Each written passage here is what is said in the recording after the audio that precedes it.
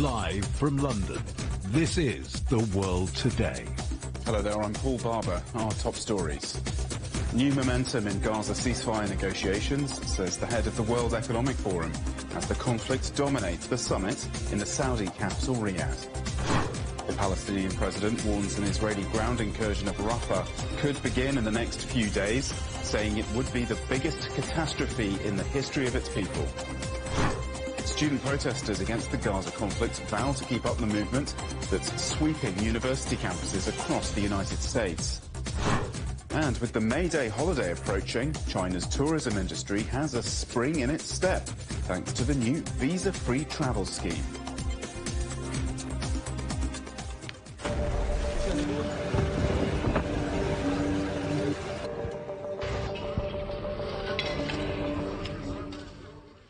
A Hamas official says a delegation will visit Cairo on Monday for talks aimed at securing a ceasefire in Gaza.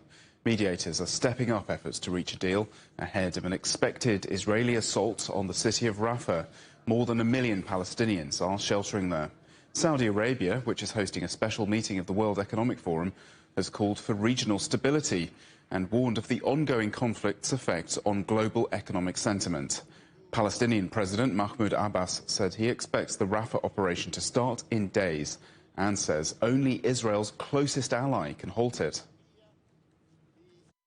All the Palestinians from Gaza are gathered in Rafah, and it's only one small strike that would force them to flee the Gaza Strip, and here the biggest catastrophe in the history of the Palestinian people would then happen. We hope that Israel stops doing this attack. We call on the United States of America to ask Israel to not carry on the Rafah attack, because America is the only country able to prevent Israel from committing this crime.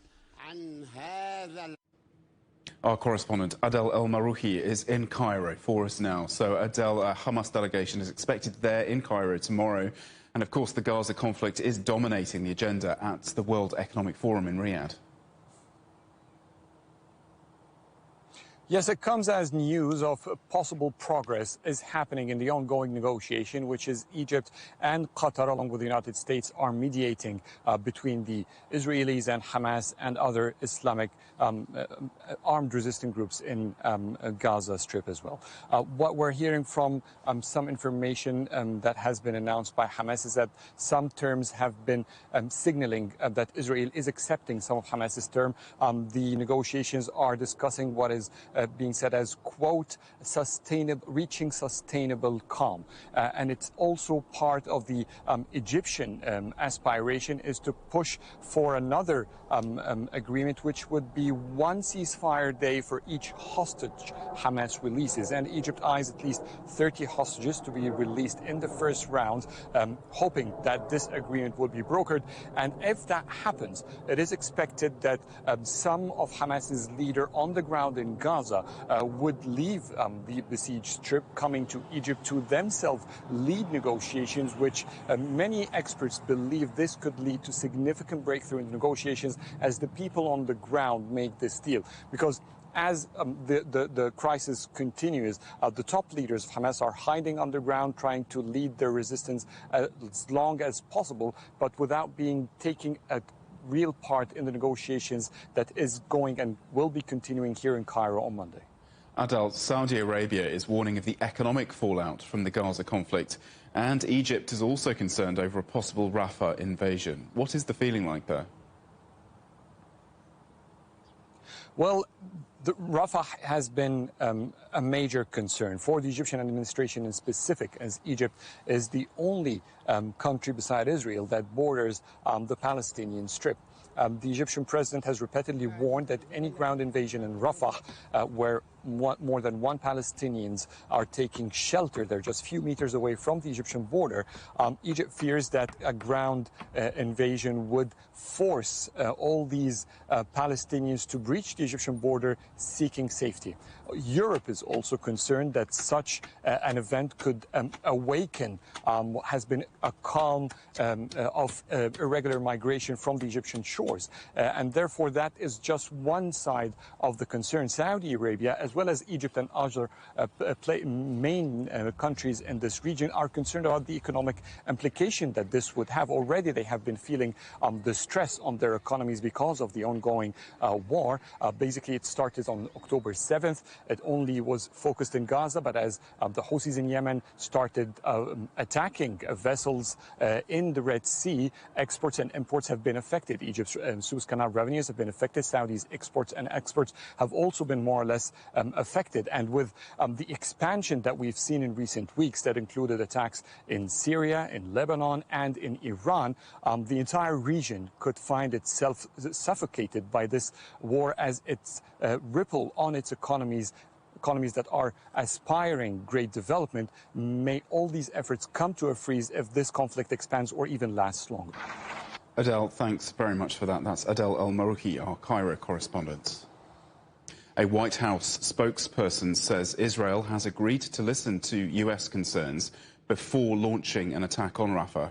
There are also reports that US President Joe Biden will speak to Benjamin Netanyahu, the Israeli Prime Minister, later on Sunday. Meanwhile, Israel's foreign minister says a planned invasion of Rafah could be suspended if a deal is reached to secure the release of Israeli hostages. Associated Press correspondent John Gambrell reports from Jerusalem. Paul, Israel Katz, who's the Israeli foreign minister, made this comment in an interview with local television broadcaster, and it kind of mirrors what we've been hearing from other Israeli officials. Just a few hours ago, we even heard from Benny Gantz, who is in the war cabinet with Netanyahu. He came out and said something very similar, that if the hostages start to be released from the Gaza Strip, that Israel could suspend or potentially cancel this Rafah offensive. Gantz was very specific and said that while going into Rafah and targeting what he described as Hamas members there would be very crucial for the Israelis, that freeing those hostages that remain in the Gaza Strip was an even greater priority. All this is coming, as your colleague had mentioned, that we have Hamas now offering their own comments on this ceasefire proposal. Again, it's still very up in the air. It's been months since we saw the last ceasefire that happened back in November that saw some 100 captives released. Now the number is much smaller that we're talking about.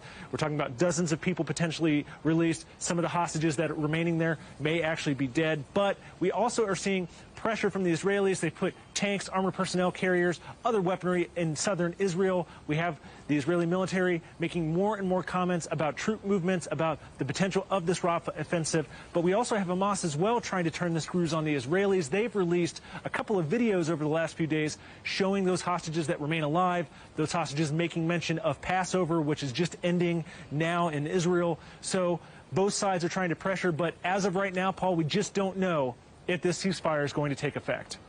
And thousands of people have been protesting yet again there, haven't they, John, calling for early elections as well as the release of the hostages? That's right, Paul. In Tel Aviv last night, we saw thousands on the streets again, holding placards, chanting, demanding that Prime Minister Netanyahu resign. Now, you have to keep in mind that even before October 7th, when Hamas launched this attack that started this current round of fighting between Israel and Hamas, that Netanyahu was really on the political ropes. The country largely had come out in mass protests over his plans to change how the judiciary works here. Those protesters said that would threaten what they described as Israel's democracy. And we've also seen Netanyahu face long-standing corruption allegations. He was supposed to go on trial. The war kind of upended all of that. So as of right now, these protesters are back out. They're saying they want to see Netanyahu resign. They want to see all the hostages that remain in Gaza released. They want to see an end to the fighting. But as of right now, Netanyahu still has that coalition government that he has with those really, really hardline members. But one kind of interesting thing to keep in mind, we have started to hear from some of these hardliners that if a ceasefire goes through, that they may not support it. And it wouldn't take that many people in Netanyahu's coalition to peel away before his own government could be threatened, and it could force early elections. But as of right now, they're holding together, but we're going to have to wait to see, number one, if the ceasefire negotiations bear fruit, and number two, if it does halt that planned Rafah offensive and what those hardliners may do in response. The AP's John Gambrell in Jerusalem. Our correspondent Akram Al-Satri in Rafah says there are growing fears of an imminent Israeli ground assault. Yes, indeed, the Israeli aerial attacks and also unmanned drone attacks are intensifying in all different parts of Rafah. The latest of those attacks took place in Al-Barazil neighborhood, where it destroyed a house that is apparently an evacuated house and also left 2 Palestinians injured. The situation in Rafah is one of fear and anticipation. Tens of thousands of Palestinians have already been moving out from Rafah to Khan Yunis area and central Gaza. Some of them were just reactivating some of the domestic local wells for the sake of just extracting water and serving their families. Some of them are already moving. Some of the people in Rafah have been communicating with different organizations and with different people, asking them if they can secure them tents. So people have been anxiously following the news about that imminent ground operation, knowing that more destruction is going to be brought upon them and preparing themselves as well with the very minimum they have. The organizations that are actively erecting tents not far away from Rafah are receiving some potential people or potential internally displaced people who would be staying in there. Khan Yunis area has seen also a large influx. Tens of thousands of people move to different parts of Khan Yunis. Khan Yunis is a large area, 102 square kilometers, and people are already moving, erecting their things next to their destroyed house, getting the water and hoping they would also use some of the times solar panels to have some source of electricity and trying to live there, knowing that Rafah is going to be affected by that ground operation sometime soon. That was Akram al-Sastri in Rafah. Protesters in Washington, D.C. have rallied outside the annual White House Correspondents' Dinner, calling for an end to the conflict in Gaza. Shame on you! Shame on you!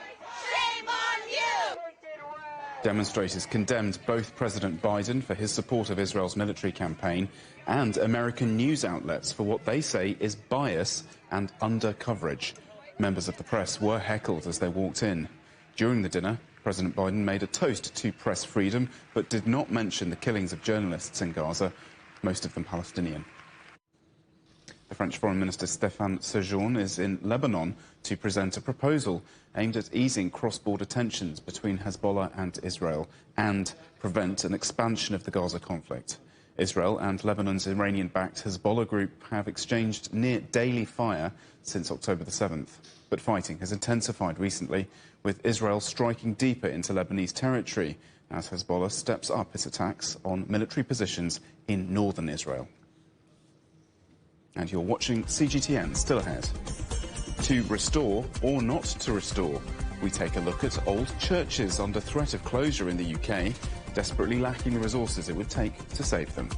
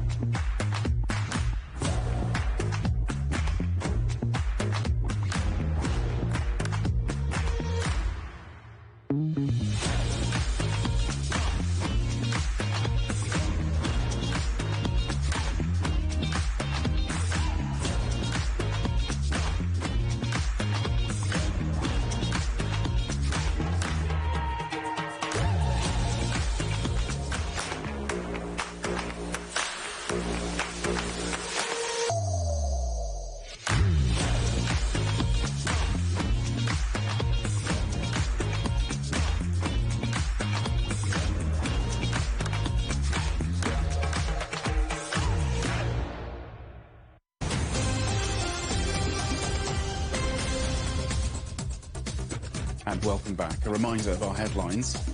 New momentum in Gaza ceasefire negotiations, so says the head of the World Economic Forum, as the conflict dominates the summits in the Saudi capital.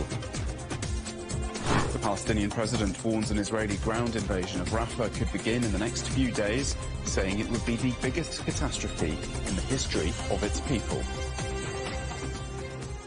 Dozens more protesters have been arrested in the United States as nationwide university demonstrations against Israel's strikes on Gaza continue.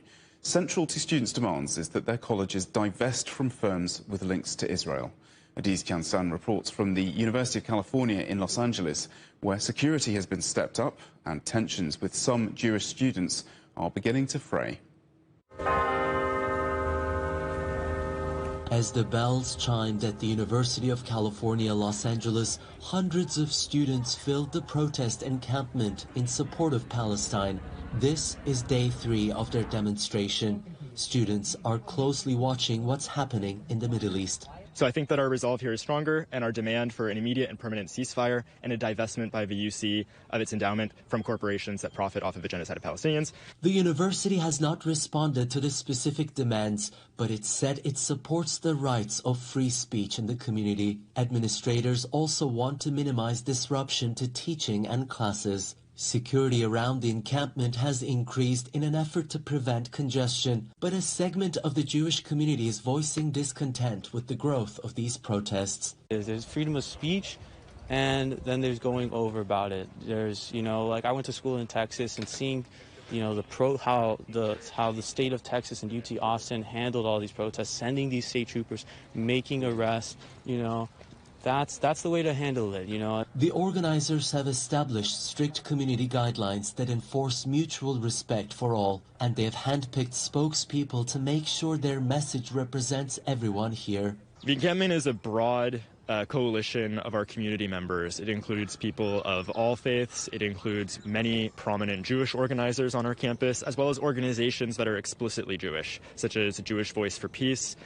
Students for Justice in Palestine. Many of these organizations have Jewish chairs, co-chairs. There was a Passover Seder and a Shabbos dinner inside the encampment. I would point out that the Jewish people are not a monolith. It's day 3 of the pro-Palestine protests here at the University of California, Los Angeles, and the number of students taking part has visibly grown in recent days, but so has the amount of security surrounding this encampment. Organizers say the university officials have not responded to their demands as of now, and although these protests have been largely peaceful, we understand large counter-protests are expected in the area in the coming days. It is Tianshan, CGTN, Los Angeles. In other news, 5 people have been killed and 33 others injured after a strong tornado hit the southern Chinese city of Guangzhou. The tornado, which was accompanied by heavy rain, thunder and lightning, also damaged 141 factory buildings. However, authorities said no residential houses collapsed and search and rescue work has been more or less completed. Guangdong province had already been hit by floods in the past week. Irish Prime Minister Simon Harris is calling for legislation that allows asylum seekers to be sent back to the United Kingdom. His government says 80% of migrants recently arriving in the Republic have come across the land border with Northern Ireland, which is part of the UK. There are concerns that Britain's controversial new immigration policy, which plans to send some illegal migrants to Rwanda, will impact Ireland. Tesla boss Elon Musk has met with Chinese Premier Li Qiang as he made a surprise visit to Beijing while the city hosts its annual auto show. Premier Li hailed Tesla as a successful example of China-US trade cooperation. Musk told him that Tesla's Shanghai factory is the firm's best performing. It's also reported that Elon Musk will discuss rolling out self-driving software with Chinese officials.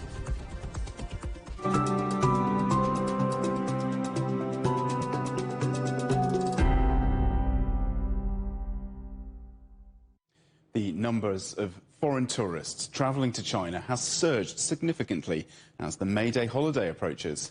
The country's largest online travel agency, Ctrip, says bookings have risen by 130% year-on-year. China scrapped visa entry requirements for France, Germany, Italy, Spain, the Netherlands and Malaysia in December. The latest figures from Ctrip show that the total number of inbound tourists from those 6 countries grew 6-fold year-on-year in the first quarter. Well, in January, Switzerland, Ireland and Thailand were added to the list, with tourists from Thailand growing more than 4-fold. In March, 4 more countries were also given visa-free treatment, including Hungary. Well, our correspondent there, Paulo Gutierrez, went to meet some Hungarians who say the new policy has opened a window of opportunity. David Panajoth is thousands of kilometers away from the country he considers his adopted home, China. It was there where the Hungarian-born male model says he found professional success. I got from China, from the Chinese people, like the opportunities in China, so we should give the same warmth what like we get in China, you know. Anajat says his career took off in China initially as a TV commercial model, then transitioning to acting in movies after mastering Chinese. He later became the lead on the Chinese version of The Bachelor, which paved the way for him to establish his modeling agency there with the help of local partners. Was it hard to open a company in China?